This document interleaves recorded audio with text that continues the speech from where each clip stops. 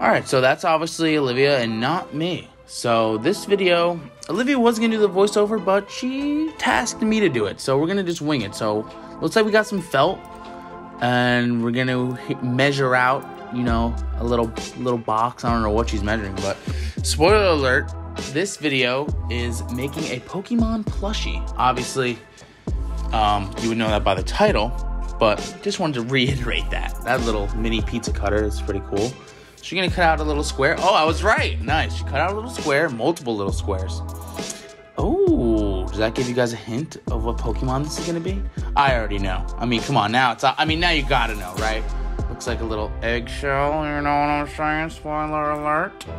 4 sides. And okay, now if you don't know what Pokemon it is, like you just never heard of Pokemon your entire life. Look at that. Look at those little patterns. Came out so good. Little eyeballs. I keep telling her it looks like a Funko Pop plushie, so Funko needs to cut the check if they want to start that plushie line. They know where to hit us up. Moonstoked YouTube channel. So anyone at Funko watching this, you already know. Anyway, these little pins, I assume they're to like hold them together while she sews it. I think that's gonna be the vibe. Yeah, yo, she might as well get me on the sewing machine and doing this. I already know what's gonna happen. Look at that.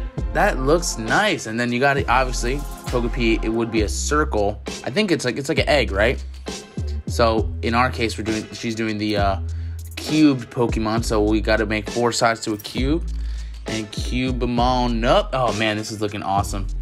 And then she's gonna fill it with all the softness, and boom, we get ourselves our own little Togepi. Thanks for watching.